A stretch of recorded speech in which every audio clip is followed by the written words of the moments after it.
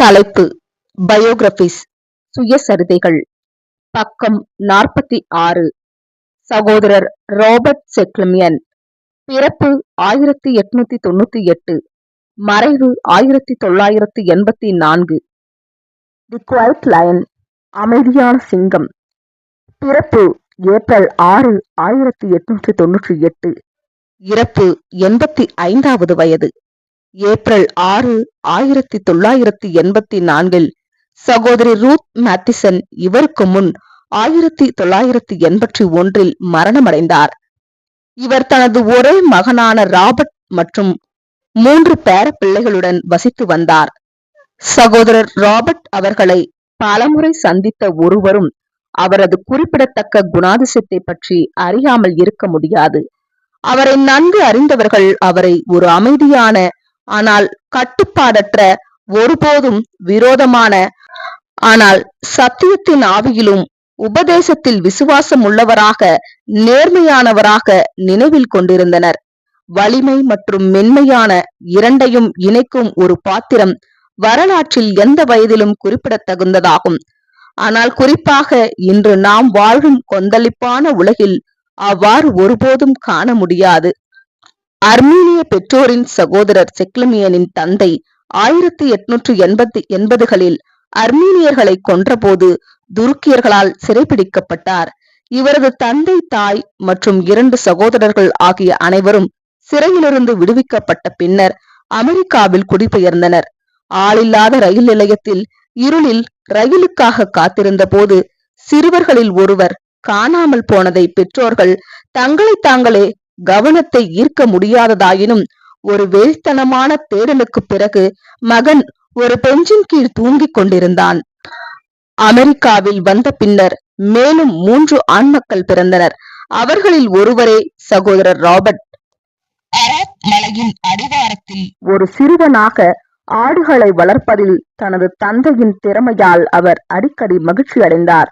ஒரு நாள் மலையிலிருந்து கீழிறங்கி வந்து அவரிடம் தான் ஒரு பேழையை பார்த்ததாக கூறினார். சிறுவனான அந்த இளம் மெய்ப்பெண் தான் ஒரு நாள் ஏறி அதை பார்க்க வேண்டும் என சொப்பனம் கண்டார்.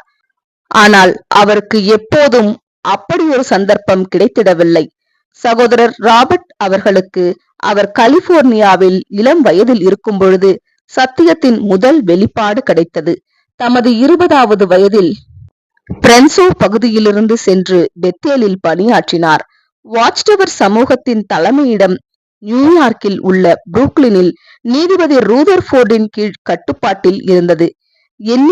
எண்ணிக்கை அளவிலான வருடங்கள் அவர் வானொலி பணிகளில் பொறுப்பாளராகவும், எழுதுதல் மற்றும் விவரித்தல் பணியில் வாரத்தில் 15 நிமிட வானொலி பணியிலும் ஈடுபட்டு வந்தார்.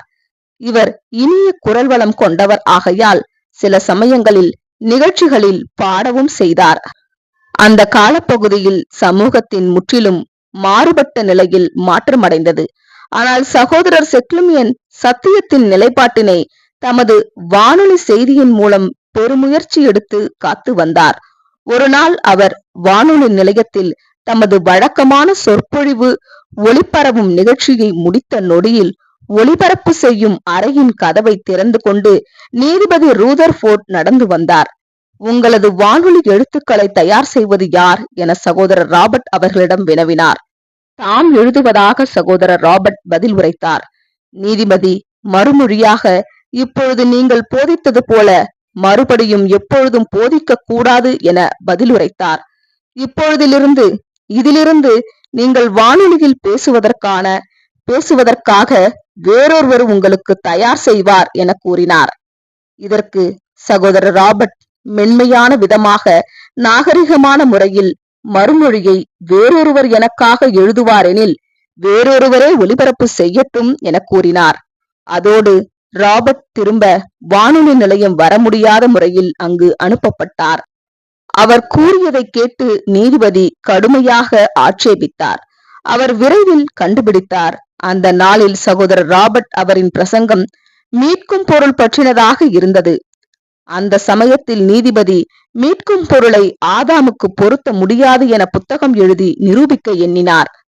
1923 செயலாளராக சகோதரர் ராபர்ட் RCA கம்யூனிகேஷனில் இணைந்தார். அதே ஆண்டே சகோதரரும் சகோதரி ரூத்தும் திருமணம் செய்து கொண்டனர். 44 ஆண்டுகள் அந்நிறுவனத்தில் பணியாற்றியதுடன் மேலும் பல்வேறு மேலாளர் பதவிகளிலும் ஓரளவிற்கு வானொலி தொடர்புகள், கணக்கு பதிவியல் மற்றும் ரியல் எஸ்டேட் ஆகிய இவை அனைத்தும் உள்ளடங்கிய துறைகளில் பணியாற்றினர். அவர் ஓய்வு நேரங்களில் சட்டப்படிப்பில் முதுகலை, பொறியியல் பட்டம் மற்றும் ரியல் எஸ்டேட் புரோக்கர் சயின்ஸ் ஆகியவைகளை பயின்று பட்டம் பெற்றார். அவர் தனது சட்டப்படிப்பை ரயில் பயணம் செய்தே வேலைக்கு செல்லும் சமயம் பயின்று வந்தார். லாங் ஐலாண்டில் அவர் வாங்கின வீடு அவரது கைவேலையால் கட்டப்பட்ட அழகான வீடாகும். அவர் எழுதுவதில் மகிழ்ச்சியுள்ளவர். எல்லா நேரங்களிலும் தன்னை சத்தியத்தில் முழுமையாக அர்ப்பணித்து சுறுசுறுப்பாக செயல்பட்டு வந்தார். பிறகு அச்சமூகத்தை விட்டு 1940களில் அவரும் சகோதரி ரூத் ஆகிய இருவரும் பகுதியில் புதிய வகுப்பை நிறுவும்படியாக சகோதரரிடம் இருந்து 1956இல் தனித்து சென்றனர். 1962 வரை சகோதரர் செக்லமியன் மூப்பராக ஊழியம் செய்தார்.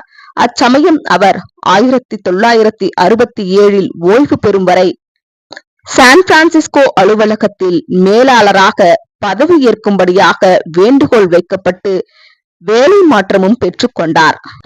1962இன் இலையுதிர் மாதத்தில் ஜப்பானியர்களுக்கு வேலை செய்யும்படியாக வானொலி எழுத்துக்களை எழுத துவங்கினார். இந்த பாத்திரத்திற்கான வானொலியில் அவரது முந்தைய பின்னணி அவரை உருவாக்கியது. பின்னர் அவர் விரிவாக்கப்பட்ட வேதாகம கருத்துக்களில் கணிசமான பிரதான உழைப்பில் செலவிட்டார். அவர் கர்த்தரின் ஊழியத்தை தான் மரணமடையும் வரை சுறுசுறுப்பாக செய்து வந்தார். சகோதரர் ராபர்ட் தான் தன் மரணத்திற்கு முன் சுகவீனமாயிருந்த வருடங்களில் வேண்டுமென ஏங்கினார். இந்த நேரத்தில் அவரை பார்விஜயம் செய்தவர்கள் அவரது ஆழ்ந்த கண்கள் மற்றும் தாடியால் அவரது கைகளில் ஒரு வலிநிலை காரணமாக அவரால் முகச்சவரம் செய்ய முடியவில்லை. அவர் பார்க்க ஒவ்வொன்றிலும் ஒரு வேதாகம தீர்க்கதரிசியைப் போல தோற்றமடைப்பதாக கூறினர். ஒரு சகோதரர் இதை அந்த அன்பான சகோதரரின் மென்மையான வெளிப்புற நடத்தைக்கு கீழ் யாராலும் நினைக்க முடியாது என்று இவரை பாறையை போன்றவர் எனவும் கூறினார். அவரை அதிகமாக விட அவரை சிறந்தவராக அறிந்தவர்களே அவரை மிகவும் நேசித்தனர். இதனால் அமைதியான சிங்கமாக சகோதரர் ராபர்ட் செக்லமியனின் பூமிக்குரிய வாழ்க்கை முடிந்தது. ஆமேன்.